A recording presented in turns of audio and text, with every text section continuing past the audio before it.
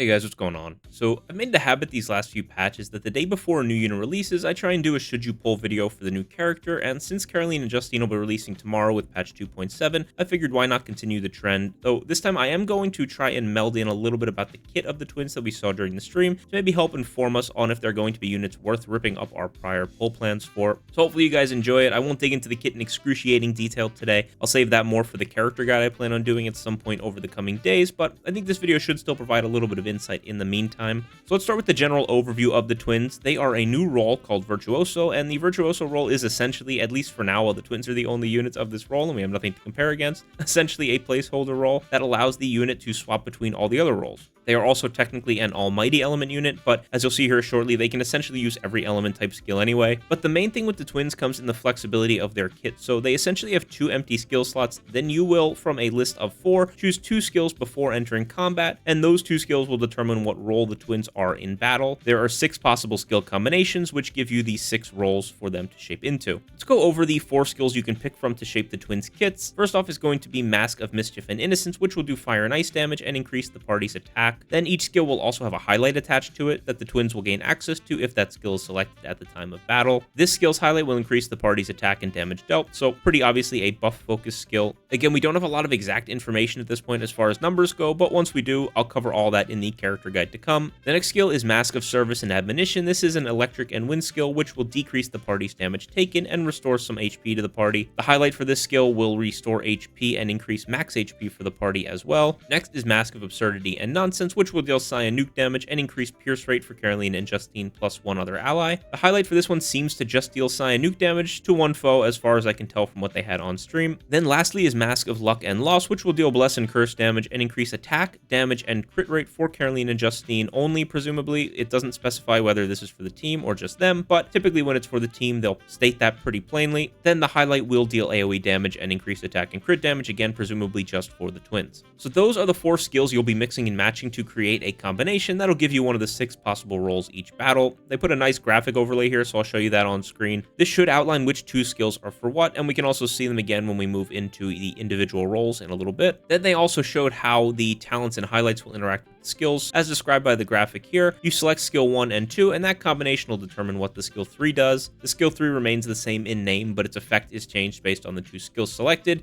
and by proxy what roles the twins are, if it's easier to think about it in a role-focused way over a skill combination-focused way. Then you still have the option of either of the 2 highlights associated with the 2 skills you selected for the fight, so when you go to use your highlight, you'll be able to select one of the 2 to use. Then you can see with the talent, much like the skill 3, changes based on what the twins' role is, which is determined by the 2 selected skills. One of the talents is going to persist through all the roles, and the other one will change with each role. But we'll cover the persisting talent a little bit later. But generally not too complicated. I think when I first saw some of the stuff being posted online that was taken from the CN videos, I was incredibly confused how this was going to work, but kudos to them for making it pretty digestible with these graphics, and obviously having the direct translation helps a little bit as well. And then I do just want to try and quickly go over each role so we can get a feel for each of them. Like I said earlier, not going to deep dive on anything right now. We can save that for the character guide, but starting with the medic, at first glance, I figured this was middle of the pack, but some people in the live stream recap video mentioned that this could be a decent workaround for that guardian medic requirement for guild boss, if it counts towards that. There are certainly situations where if you didn't need any healing, but we're just bringing a medic or guardian to satisfy that requirement, I think they could fit here really well. It's just really going to be a question of if someone else is better served in that role, in that specific piece of content. Next is what I imagine will be the most frequently used form, the strategist role. Both the forming skills buff allies to some extent, so good synergy with the role itself. And a side note on that, some of these roles, I think the skills enhance the role and really play well into what it's doing, like this one does, but there are others where I feel like they hurt the overall kit by not doing enough to match the role, but kind of just a little caveat there.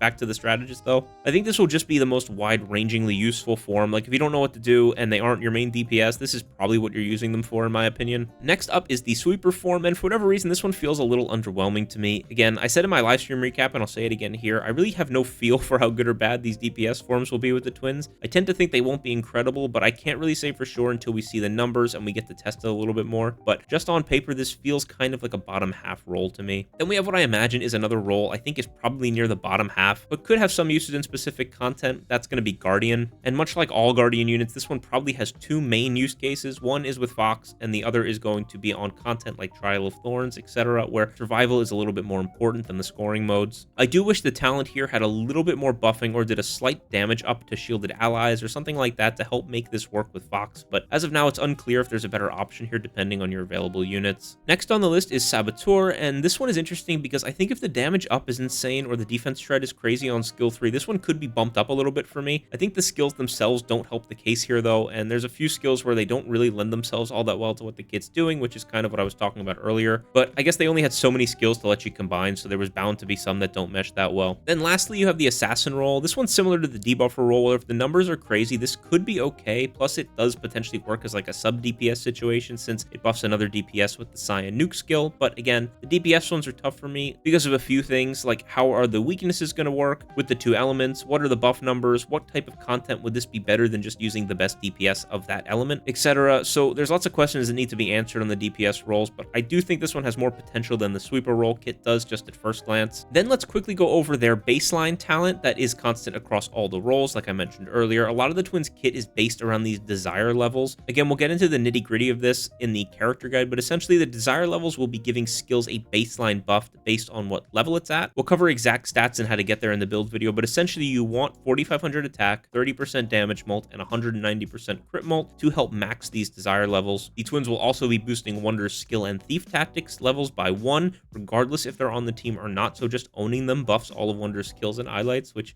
is pretty good. I feel like they didn't make like a huge deal of it in the stream, but this is a little bit of a slippery slope to go down. That's kind of another conversation for another day, but yeah, just something to be wary of if they start pulling more stuff like this in the future. We can also take a quick look at the 5-star weapon here, since in my opinion, I think it's really good. Increases attack 30% when the S3 is active, increased desire level by 10%, and when a facade is gained, increased party's crit damage and damage dealt by 13% for 2 turns, which stacks up to 2 times, which seems really good to me. And I think I would say if you do pull the Twins, the weapon is a strong candidate to consider as well. Not going to dig too much into awarenesses in this video, since it's already like way longer than I wanted it to be, but this kit's massive, so I guess I shouldn't really be surprised. I would say for most people interested in awarenesses, if you're not just a whale and you're going to A6 it anyway, the A1 is probably what you're looking at dupe-wise. The A1 dupe is pretty good. It gives you 2 facade to start the battle, which will let you proc the weapon buffs right off the rip, and then it will also auto-activate the skill 3 each time the Twins start a turn with 2 facade, so that'll happen, I believe, right away when the battle starts, because this will also let them start with 2 facade, and then basically any other time they have 2 facade at the start of a turn, you'll auto-activate the skill 3, so seems pretty good. I'm not typically one who pushes for awarenesses, but if you are someone who looks for good A1s to capitalize on, I think this is a pretty solid option. The real question is just going to be, are the Twins worth it in general? And this is technically supposed to be a should you pull video, so I guess by now we should have a decent idea if we should pull, right? Well, I think reading so much about the Twins today, I have come to the conclusion that they're in this weird middle ground. I had an old adage pop into my head watching the stream this morning, and I've seen a number of people use the same, which seems to describe the Twins pretty well. Jack of all trades, but master of none. I think the Twins, for the most part, will always fall into this second option place where essentially they'll never be a better main buffer than Win Vast, they'll never output more raw healing than Marion, they won't be as good a tank for Fox's Cherish, so on and so on, right? But what they can be is a really good option when you don't have the best thing available, or when you have a slot left to fill and you don't know what to use. Like, for my slot-in options that I put on screen for all my boss videos, the Twins are just going to have like a permanent slot in the corner, since they can really just be whatever you want them to be. They are like the ultimate backup. The more gaps you need to fill on your account, the more value the Twins have, and the more options you have unit-wise, I think the Twins' role becomes less and less defined. Again, this is all based on not actually playing them and just reading the kit. We're going to have our opinions changed on all kinds of stuff inevitably after everyone starts playing and testing them on all kinds of teams and all kinds of different ways. But for right now, I think if you're free to play or you tend to be somewhat careful with who you pull, and you don't have a super packed roster full of every unit, this is going to be an easy recommendation for you. They're instantly a terrific backup option for most any unit you skip. They really can fill a lot of the gaps you might have in your account, but where I struggle to say yes 100% pull them is frankly for people in my situation where I have a lot of the units. I have all the gaps filled already, essentially, and my only concern here is just how often am I going to want to use the Twins over the current best option in any given situation, which really makes the question become, are the Twins better than X unit at doing X? And that's yet to be seen. My final thoughts are, if you don't pull every unit, or you play on a budget and plan to skip units or have skip units here and there, I totally think they're an easy 100% recommend. They make not having specific units to do specific things, way less painful because they can cover any ground you might not be able to cover otherwise. And I think at A0 or A1, especially with the weapon, there's gotta be some scenarios where they're just the best option, even if it's as a third unit on a team or something. So like I said before, I am going to pull for them, but I don't think they're an account brick if you don't. I'm really just going to bank on the potential and say if you have the gems, maybe give them some pulls, but if you don't want them or aren't interested, you don't need to feel like it's the end of the world without them. And yeah, that'll kind of do it. That was way longer than I wanted it to be, but hopefully you guys enjoyed. I literally had to cut like 3 pages off the script, so this would have been like a 20+ minute video if I didn't do that. And again, we'll cover the unit in more detail during the character guide, but hopefully this gave you a good baseline understanding if you were a little confused on anything.